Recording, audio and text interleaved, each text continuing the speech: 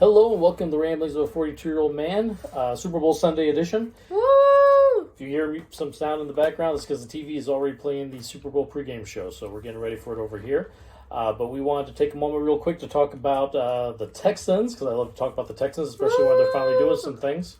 Sounds like they're starting to fill out their coaching staff, so we wanted to update with some names. Our last Texans video talked about DeMeco Ryan's taking over as the head coach, and he has gone to go ahead and start adding some people onto his staff. So let's talk about some people, huh? Yep. So first big news that came out the other day was Matt Burke is going to be the defensive coordinator. He comes over from the Arizona Cardinals, where he was their defensive line coach last year. So he worked with J.J. Watt. I have a feeling that J.J. probably gave DeMeco a little bit of a heads up on this guy. Yeah. And that's Arizona's defense was never great, but they had some pretty solid players. Chandler Jones, J.J. Watt over there. J.J. Watt, yeah. So some good planning there, hopefully, for the DC. Now the DC in this position with DeMeco Ryan's being such a defensive-minded coach, he's probably going to be pretty much doing whatever DeMeco tells him to do. Yeah. So hopefully he'll have some schemes that he can do too. He has been a defensive coordinator in the past. He has a couple years with the Miami Dolphins. So he's got some experience, so that's good. But I have a feeling that him and DeMeco will be working pretty closely together on that defense. So we'll stick on the defensive side of the ball. So the Texans' new defensive line coach is Chris Kiffin. Comes over from the Cleveland Browns. He was their defensive line coach, which means that he worked with Myles Garrett. Yeah, former Aggie. Myles Garrett. But so I like that hire. I think the Browns and their defensive line have been probably one of the highlights of that team. Team that's not too good, but that defensive line has been pretty solid for them, especially with Myles Garrett on one of the sides. So happy with that one. We've got a safeties coach already, Steven. You'll have to forgive me on this one. Adegoke, something like that. San Francisco. He's just one of many names you're going to hear from that came from San Francisco, where DeMeco came from. So he was the defensive quality coordinator in San Francisco. So DeMeco knows him very well. Brought him over to be our safeties. I don't know if he'll start doing maybe all the defensive backs, but right now he's definitely focused on safeties. So he'll be our safety coach. Again, the first of the many names that we're going to be talking about that come from San Francisco. So let's jump on the other side of the ball. So we finally got our offensive coordinator last night, actually. Barry Slowick. And it's going to be Barry Slowick, who was, again, with San Francisco. He was a San Francisco passing game coordinator, so some ties to Kyle Shanahan. So hopefully we'll be seeing some of that Kyle Shanahan offense over here. There was kind of some drama last minute before this hire. All of a sudden, Cliff Kingsbury was coming in, former Arizona head coach, Texas Tech head coach, Texas A&M Aggie offensive coordinator when Johnny Manziel was there. I was a little excited about them talking to him, but I do like the idea of having a Kyle Shanahan offense. So I'm okay with getting Barry Slowick, the passing game coordinator. To go along with another Aggie with history here, Jared Johnson, who played quarterback for A&M back in the day. Last year, he was the Vikings' assistant quarterback coach. He's going to be our quarterback coach this year. So that means he worked with Kirk Cousins, pretty much. Means he worked with Kirk Cousins. It means prior to that, he actually ran a quarterback camp. Both Bryce Young and C.J. Stroud attended this camp. So if we end up with one of those quarterbacks in the draft, they will already know their quarterback coach, so that could be a good thing. On the offensive line side, we got offensive line coach Chris Strausser. He most recently filled that role with the Indianapolis Colts. And if you say one thing about the Colts, not a great team, but their offensive line has always been pretty solid. Other than this year. But I think they had a lot of injuries this year on that offensive line. So, but their offensive line has usually been a bright spot. So I'm okay with that too.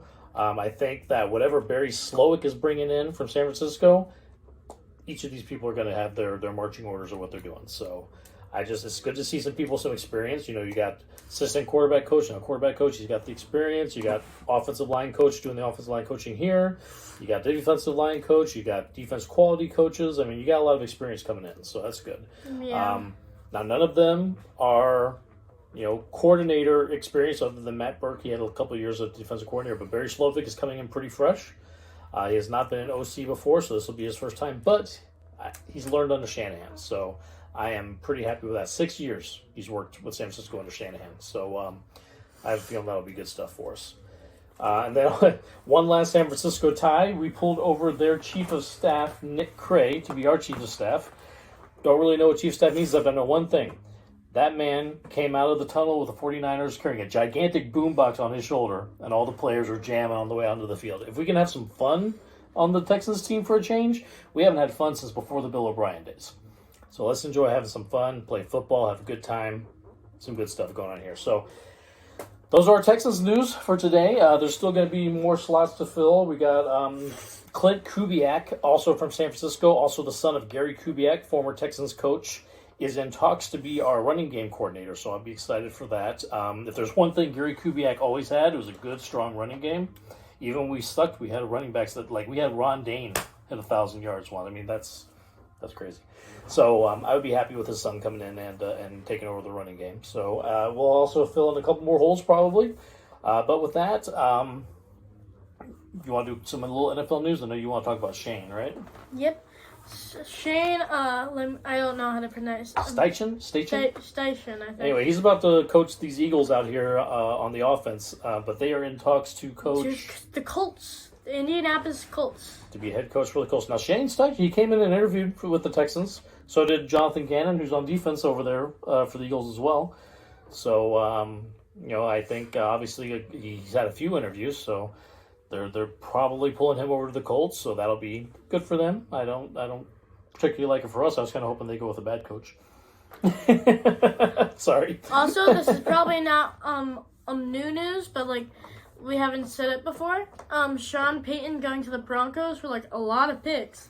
Yeah, I'm very glad that we picked up DeMeco instead of wasting draft picks picking up Sean Payton. We need to keep those draft picks, so yeah, happy with that. So yeah, Broncos traded for Payton. Carolina picked up. Who was it they picked up? Frank Reich. What was the other hole? Arizona's still pending. Looking like it's leaning towards Mike Kafka from the Giants, maybe. The Colts, us. That's it. Was that it? Was that all the holes? Well, there's Broncos, us, Colts, Panthers. And then I think there were 5 teams this yeah. offseason. Okay, well, there you go. They're almost all filled. I think Indianapolis, if they grab Kafka, will just leave Arizona. No, I'm sorry, Arizona grabbing Kafka. If Colts grab Shane Steichen, then all those holes will be filled. Yep. So then all the coordinators start getting picked up. Free agency starts in just under a month. I think first week of March. Hopefully, with somebody like DeMeco and the assignment he's bringing the Texans, we'll be able to pull some people in. Get some solid free agents before hopefully having a great draft. So we'll see how that goes. I'm sure we'll have plenty more ramblings about the off-season programs as we go. Till then, me and Dave are going to go watch Super Bowl. Woo! Ooh, go Eagles.